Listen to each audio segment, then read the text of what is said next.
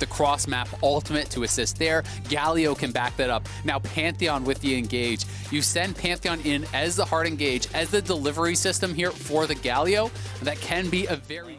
And they can get Pioshik down here and make a big move with Keria going in. But now it's Santorin who's going to be the first jungler getting involved here in the bottom lane. A TP comes through, and they're going to turn things right back around against FlyQuest, but now another TP is going to be showing up. Chovy the first one into the fight. The damage comes down. Santorin goes out. 150 HP remaining as Ignar now gets locked down on the back end of the fight, and FlyQuest will disengage it. Both teams getting real excited to make things bloody here in the bottom lane as topside the 1v1 just keeps on bringing the action. Solo tries to... It starts like he wants to go towards that tier build pickaxe for the laning phase power, but then that Fairy Charm leads me to believe this is going to be, Muramana, Manamune style of build. That is a very powerful scaling. Nothing from that jungle pressure, and up on the top side, a plate has already gone down. Solo had to initially back off, and now they're looking for a dive. The Orn Horn is sounded off. Solo is able to find the knock-up onto Pioshik, but here comes Galio as well, and surely this is just a death sentence for the FlyQuest top laner. He tries to tank it up, but DRX are way too clean. Bottom side, it's FlyQuest returning the favor. Knocked down completely, and there you go. Shelly summoned up, turret going down, put the money in Doran's pocket. Solo just has to stand there. Oh, look at the emote. He knows what's going on.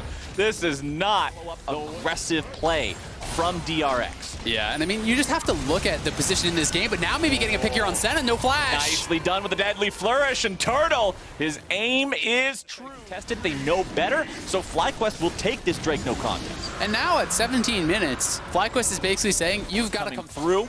DRX with 3 men in the bottom lane. They got Pioshik shadowing them, just counter jungling right now. But in the middle lane, it's Power Reveal making the plays, bringing out the Emperor's Divide. But now it's going to be turned around, and PoE shut down by Doran. They try to get the pick there on Doran, but Chovy is in position to help him. And meanwhile, they're just losing this turret on that bot side. Turtle is getting something on the top side. But, that can sometimes be a look if you don't feel that you need the MR. But FlyQuest getting caught topside. Here they come. Look at the power of the long-range engage, plus the follow-up from the Senna. DRX making it look easy. Tower.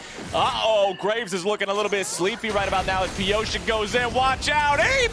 Here they come. It's Galio arriving with the grand entrance. Let's see if they can follow this one up with enough damage. Santorin still trying to get himself away. Keria is over the wall. He's got the spear. He doesn't even need it. Pioshik is on the board. DRX are just running over this game. Their engages have been so good. The plays feel like they have such a high success rate from this team. They have constantly been punishing FlyQuest if they take one step too far in any of the lanes, and they have got so much playmaking. Doran with the TP to join up with the rest of the squad. Death Sentence flies out, but it will not find the mark onto anyone. Wild Turtle looking to get away, but now he's in some trouble. Loses half HP. Pioshik hit by the deadly flourish. Turtle's opening up the curtain call. The bullets fly through, but they're not quite finding their target.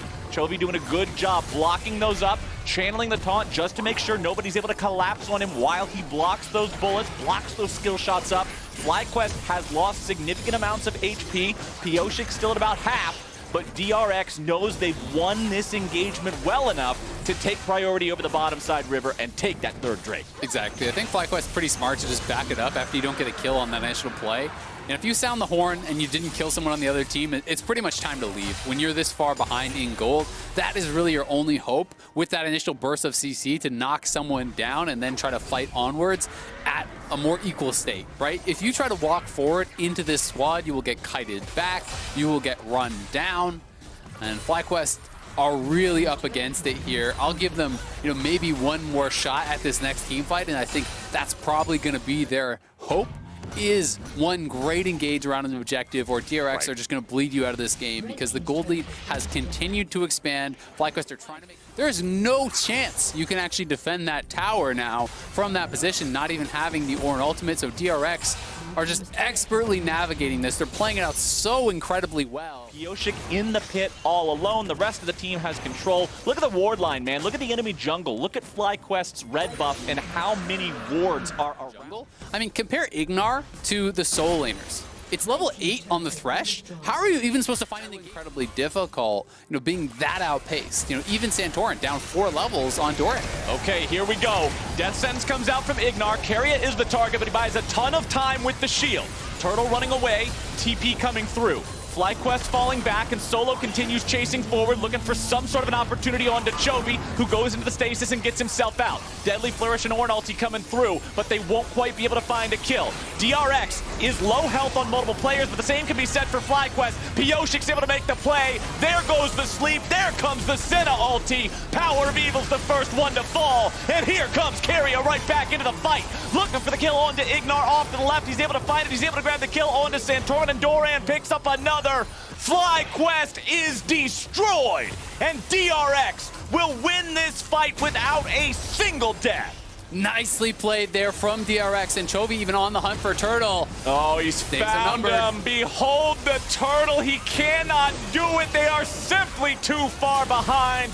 The ace for DRX into the Baron. It is a 10,000. With his Cleanse Flash, but there was no way out for the Azir, and he had to be the guy to carry the fight. So DRX knew it. They eliminated him from the game, and really they have eliminated all of FlyQuest's chances from this position. A 13,000 gold lead.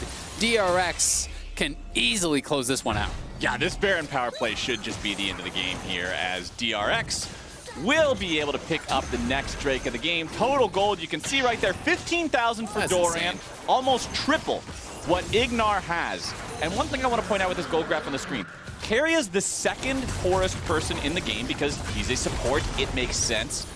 But KaiSser, if you want to look up how to play support like a Chad, go watch that last team fight replay again.